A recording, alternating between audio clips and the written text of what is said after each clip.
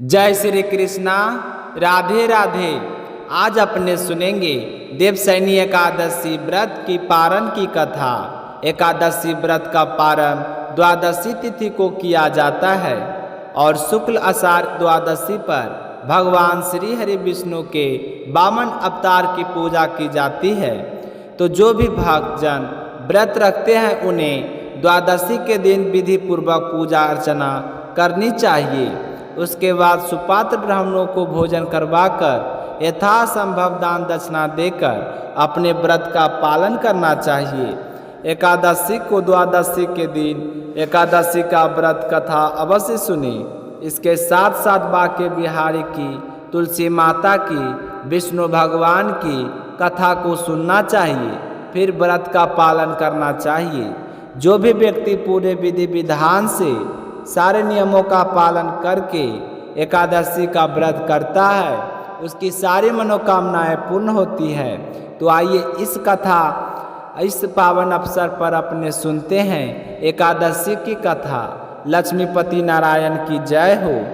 एक बार धर्मराज युधिष्ठिर कहने लगे कि हे श्री कृष्ण, आपने मुझे आषाढ़ मास के कृष्ण पक्ष की एकादशी, जिसे योगिनी एकादशी कहा जाता है, उसका महात्म्य सुनाया था। सुनकर मुझे बहुत अच्छा लगा, लेकिन मेरे तो सुनने की जिज्ञासा बढ़ती ही जा रही है।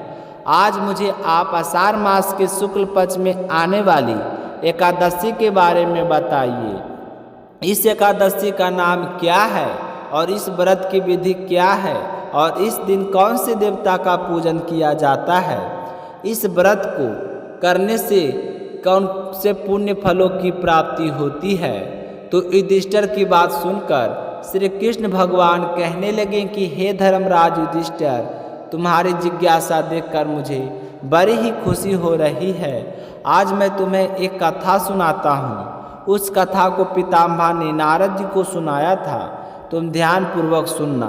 एक बार देवऋषि नारद जी पितामह के पास गए और वहाँ जाकर कहने लगे कि हे पितामह, मैं देवशयनी एकादशी के बारे में जानना चाहता हूँ। इसका महात्म्य और फायदे कौन कौन से हैं। तो देवऋषि नारद जी की बात सुनकर पितामह कहने लगे कि मैं तुम्हें एक कथा सुनाता हूँ। उस कथा को सुनकर तुम्हें महात्म्य और फायदे के बारे में भली भांति जान जाओगे। इस कथा को तुम ध्यान पूर्वक सुनना। सतयुग की बात है। एक चक्रवर्ती सम्राट राजा राज्य करता था। उसका नाम था मंददाता। उनके राज्य में प्रजा बहुत ही सुखी थी। राजा अपनी प्रजा का ख्याल संतान की भांति रखते थे और प्रजा भी अपने राजा की आज्ञा का पालन बड़ी ही खुशी से करती थी। इस तरह राजा और प्रजा दोनों एक दूसरे को देखकर हमेशा खुश रहते थे। लेकिन भविष्य में क्या हो जाए इसके बारे में कोई जान नहीं पाता है।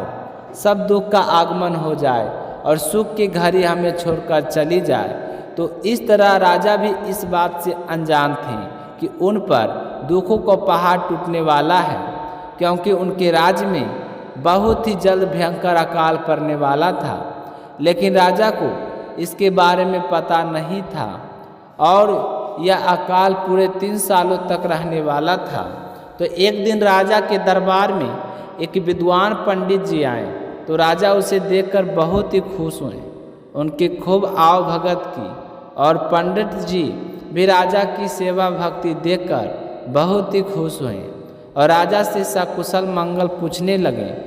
तो राजा ने कहा कि भगवान की दया से सब कुछ अच्छा है। मेरी प्रजा बहुत ही खुश है और जिस राजा के राज्य में प्रजा खुश हो तो उस राज्य के राजा का कोई भी दुख नहीं हो सकता। मैं तो अपनी प्रजा को देखकर जीता हूँ। उनके मुख पर खुशी की लहर देखकर मुझे सुकून प्राप्त होता है। तो राजा की बात सुनकर पंडित जी बहुत ही खुश हुए, फिर अचानक से मौन हो गए। तो राजा कहने लगे कि हे पंडित जी, अब तक तो आप बहुत खुश थे और अचानक से आपके चेहरे पर यह मायूसी क्यों छा गई। मुझे यह देखकर बड़ी ही चिंता हो रही है। क्या मेरे राज्य में कोई संकट आने वाला है या फिर मेरी प्रजा पर कोई मुसीबत आने वाली है। हे पंडित जी, आप मुझे विस्तार से बताएं। तो राजा की बात सुनकर पंडित जी ने कहा कि तुम्हारे राज्य में पूरे 3 वर्ष तक वर्षा नहीं होगी, भयंकर अकाल पड़ेगा। मैं तो सही सोचकर चुप हो गया। तो पर होने को कौन टाल सकता है? जो विधाता ने लिखा है दिया है वह तो होकर रहेगा। ऐसा कहकर पंडित जी वहाँ से चले गए और उस पंडित जी के कहे अनुसार 6 महीनों के बाद अकाल पड़ना शुरू हो गया, क्योंकि वर्षा होनी बंद हो गई थी और वर्षा न होने के कारण भयंकर अकाल पड़ गया। चारों ओर त्राही त्राही मच गई। धर्म पक्ष के यज्ञ, हवन, पिंडदान, कथा, व्रत सब चीज़ों की कमी आ गई। जब खाने को अन्न था और अन्न ना हो और पीने के लिए पानी ना हो, तो ऐसे मुसीबतें में धार्मिक कार्यों के में प्राणी की रुचि कहाँ रह जाती है। लोगों के घरों में रखा हुआ अनाज समाप्त हो गया और वे तरह तरह के संकटों का सामना करने लगे। तो इस तरह परेशान होकर सारी प्रजा ना चाहते हुए भी राजा के पास चली गई और जाकर अपनी वेदना की दुहाई दी। तो राजा तो इस बात को लेकर पहले भी बहुत परेशान थे। उन्हें तो पंडित जी ने बताया था, तभी वह सोच रहे थे कि मैंने ऐसा कौन सा पाप कर्म कर दिया जिसका दंड मुझे इस रूप में मिल रहा है। कष्ट आना था तो मुझ पर आ जाता। आज मेरी प्रजा नाना प्रकार के दुखों का सामना कर रही है और मैं कुछ भी नहीं कर पा रहा हूँ। मेरे होते हुए भी ना होने के बराबर हूँ। तो राजा ने प्रजा के दुखों का सुना और फिर उन्हें दिलासा देते हुए घर भेज दिया कि मैं तुम्हारी समस्या का जल्द ही कोई समाधान निकालूंगा। तो यह सुनकर प्रजा बहुत ही जल्द खुश हुई, क्योंकि वह अपने राजा से बहुत प्यार करती थी और राजा भी तो जो बात कह देते थे उसे पूरा करके ही छोड़ते थे। तो अब भी इस बात को कोई संशय नहीं था कि राजा उनकी समस्या को दूर नहीं कर पाएंगे। तो राजा के जाने के बाद राजा सोचने लगे कि मैंने प्रजाजनों से तो बोल दिया कि मैं तुम्हारे दुखों का निवारण करूंगा, पर करूंगा कैसे? मुझे तो इसका कोई उपाय भी दिखाई नहीं दे रहा है। तो इस तरह सोचकर राजा बड़े ही दुखी हुए और उसी रात को बड़े ही दुखी मन से सेना को लेकर साथ महल छोड़कर जंगल की ओर चल गए और जंगल में जाकर वहाँ विचरण करने लगे, इसी आशा की शायद मुझे कोई समस्या का समाधान मिल जाए। मेरी प्रजा मुझसे आस लगाए बैठी है। तो इस तरह घूमते फिरते एक दिन राजा पीताम्बर के पुत्र अंगिरा ऋषि के आश्रम पर पहुंच गए, जहां जाकर उन्हें अस्पटांग प्रणाम किया। तो अंगिरा ऋषि ने राजा के आशीर्वाद देकर कुशल क्षेम पूछा और फिर कहा कि हे राजन, आपके इस तरह जंगल में विचरने का क्या कारण है? आप मेरे आश्रम पर आप किस कारण से आए हो? तो अंगिरा ऋषि की बात सुनकर राजा हाथ जोड़कर कहने लगे कि हे ऋषिवर, मैंने सब धर्मों का बड़े अच्छे से पालन किया है, फिर भी अपने राज को दुरक्षित का दृश्य देख रहा हूँ। आखिर ऐसा किस कारण से हुआ है? कृपया करके आप मुझे समाधान करें। मैंने जानबूझकर कभी भी आपकी पाप नहीं किया है, ना ही कभी निर्दोष को सजा दी है और अपनी प्रजा को संतान की भांति पाला पोसा है, और आज वही प्रजा अकाल पड़ने के कारण नाना प्रकार के कष्टों का सामना कर रही है। हे ऋषिवर, मुझसे ऐसी प्रजा की हालत देखी नहीं जाती। आप मुझे बताइए कि मैंने ऐसा कौन सा पाप कर्म कर दिया जिसकी वजह से मुझे यह भयंकर दंड मिल रहा है। तो राजा मंदाता की बात सुनकर महर्षि अंगिरा कहने लगी कि हे राजन, सब युगों में उत्तम एवं सतयुग है, उसमें छोटे से पाप का भी बड़ा भयंकर दंड मिलता है। इसमें धर्म अपनी चारों चरणों में व्याप्त रहता है।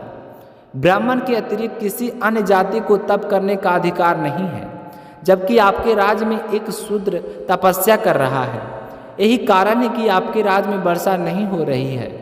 जब तक वह काल को प्राप्त नहीं होगा तब तक वह दुर्भिक्ष शांत नहीं होगा।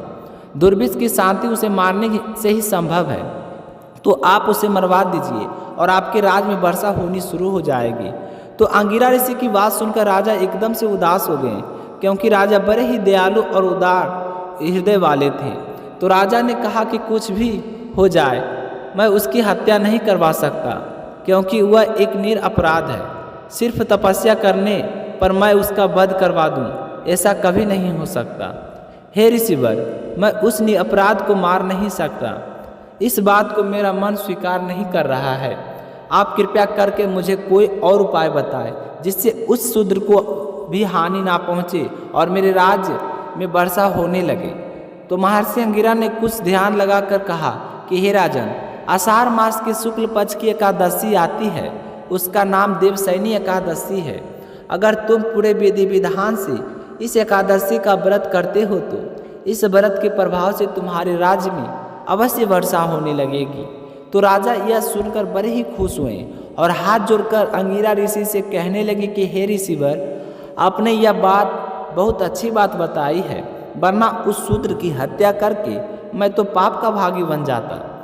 अब कृपया करके मुझे इस एकादशी का व्रत की विधि बतलाइए ताकि मैं सारे नियमों का पालन करता हुआ इस व्रत को पूरा कर सकूं। श्री अंगिरा ने देवशयनी एकादशी की सारी विधि राजा मंददाता को बता दी और आशीर्वाद देकर कहा कि हे राजन, तुम इस व्रत को पूरे विधि विधान से करना, तुम्हारी मनोकामनाएं अवश्य पूर्ण होगी। मेरा आशीर्वाद सदैव तुम्हारे साथ है। तो राजा खुश होकर अपनी सेना को साथ लेकर अपने नगर को लौट आए और कुछ ही दिनों के बाद देवशयनी एकादशी का दिन आया तो चारों वर्णों सहित सारे नियमों का पालन करते हुए देवशयनी एकादशी का व्रत किया। तो व्रत के प्रभाव से दूसरे ही दिन राजा के राज से में मूसलाधार वर्षा हुई। पूरा राज धन धान से परिपूर्ण हो गया। यह देखकर सारे नगरवासी बहुत ही खुश हुए और राजा की जय जयकार करने लगे और फिर राजा के पास आकर पूछने लगे कि हे राजन, आपने ऐसा कौन सा उपाय किया जिससे हमारा अकाल समूल नष्ट हो गया और मूसलाधार वर्षा होने लगी, हमारा राज धन धान से परिपूर्ण हो गया। नगरवासियों की बात सुनकर राजा मंदाता ने अपनी प्रजा को बताया कि किस तरह वह ऋषि अंगिरा से मिले थे और उन्होंने देवशयनी एकादशी का व्रत करने को कहा था और उसी व्रत के प्रभाव से आज हमारे राज्य में मूसलाधार वर्षा होने लगी। तो यह सुनकर सारी प्रजा बहुत ही खुश हुई और उस दिन के बाद में साल राजा और सारे नगरवासी सदैव देवशयनी एकादशी का व्रत करने लगे। तो भगवान श्री हरि विष्णु के आशीर्वाद से उनके राज में किसी भी चीज़ की कोई कमी नहीं रही। पहले की तरह राजा और प्रजा सुखपूर्वक रहने लगे। तो इस कथा को सुनकर देव ऋषि नारद जी बहुत ही खुश हुए और पितामह से आशीर्वाद लेकर पृथ्वी लोक पर इसका प्रचार प्रसार करने के लिए चल पड़े। यह बताकर श्री कृष्ण भगवान कहने लगे कि हे धर्मराज युधिष्ठिर, आज मैंने तुम्हें देवशयनी एकादशी का सारा महात्म्य सुना दिया। जो भी व्यक्ति पूरे प्रेम भाव से इस एकादशी का व्रत करता है तो उसकी सारी मनोकामनाएं पूर्ण होती है। तो ये थी आज की कथा। आप सभी श्रोताओं को सुनकर कैसा लगा कमेंट करके ज़रूर बताइएगा। साथ ही लक्ष्मीपति नारायण की जय हो कमेंट बॉक्स में ज़रूर लिखिएगा।